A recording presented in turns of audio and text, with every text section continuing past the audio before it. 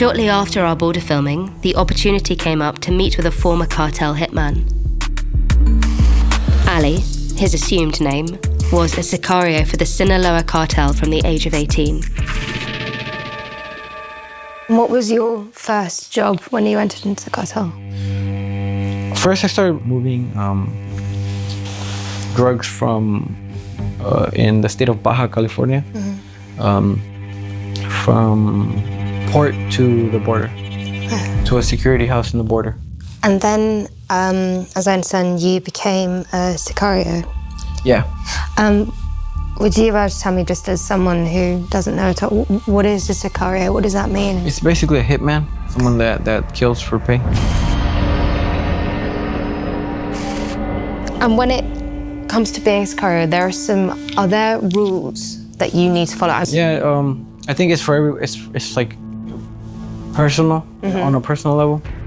So as a Sicario or as a hitman, like what I got taught while I was growing up was never to mess with anybody innocent.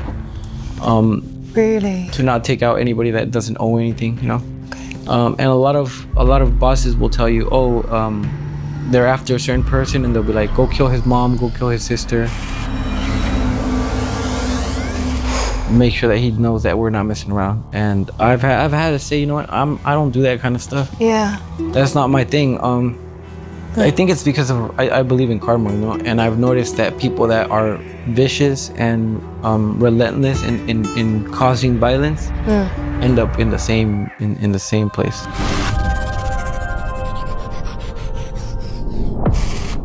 They get cut up into pieces. They get dissolved in acid. They get tortured. They get dissolved in acid? Yeah.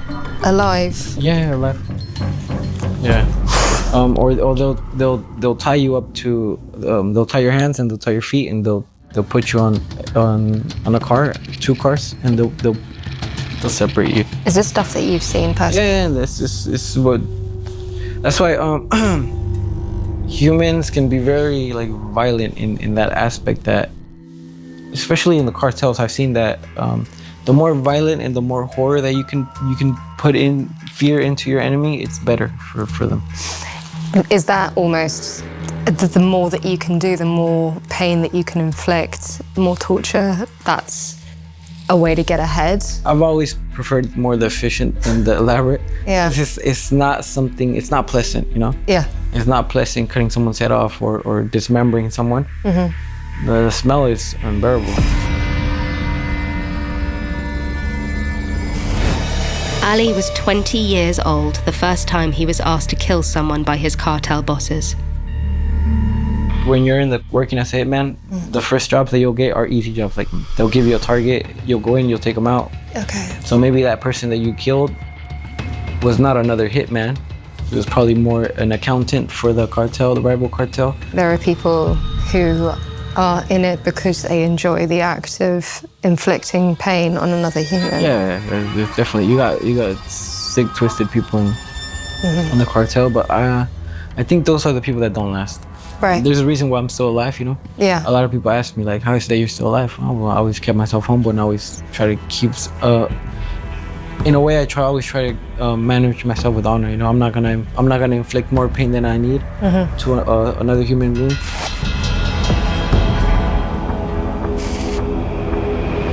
What is it that you would say to your younger self, or say to somebody who maybe was in the same position as you, thinking of entering into that life? For kids that are trying to join, obviously I would tell them that it's not worth it. Yeah. It's not worth spending most of your youth with no family around, with not being able to make a family. It's always, you have no life. Basically, your life belongs to them when you're working for them. Do you in any way carry any guilt, or do you find it sometimes difficult to look back, or are you intent on moving forward with your life? I think I don't have any guilt because I never took out anybody that didn't deserve it. Sure. I think that's why I can sleep fine. After everything that you've experienced, everything that you've been through, do you feel fortunate to be alive now? I look back and I look at my life and I know that it's only by the mercy of God that I'm still here. It's hard to last. It's even harder to get out.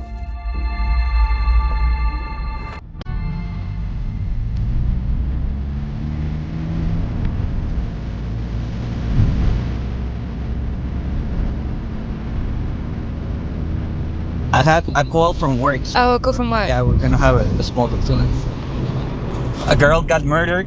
A girl got murdered? Yeah, and there's a manifestation on her name. What does that mean? People and familiars are protesting on the streets. Oh, okay. So we're going over there. Whoa. The word is that familiars and friends are protesting on the streets, calling on for justice. Because they haven't found her killer? Probably haven't They found. found the murderer? Yes. Okay, and so they're going, more needs to be done.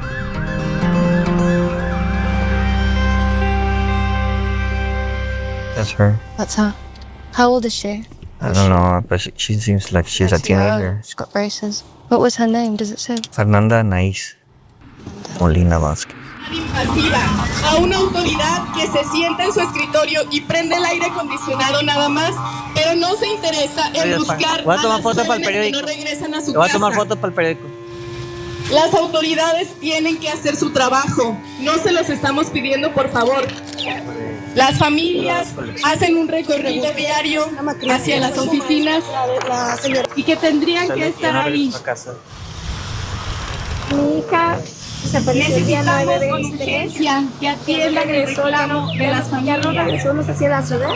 This is the mother of the girl who's gone missing. She's been missing for about 7 months now, and they feel the police haven't done enough, and so they're doing a protest to ask the police to be able to find where she's gone or find who took her. ¡Vivas las queremos! Porque vivos se les llevaron. ¡Vivos los queremos! Tenemos voz y nuestra voz no la pueden. Paco? I know you were speaking to the mother of the girl who went missing. What was she saying? Porque están viviendo. She took the bus to go to work and she didn't make it to work. She didn't make it to No, she work. didn't make it to work. Okay. Yeah. The basics of a child missing. Yeah. And you feel that people should be doing their job to find her aren't doing that. It's like double, isn't it? Oh my god, I can't believe that. I can't begin to imagine what that's like. Is violence against women a big issue at the moment?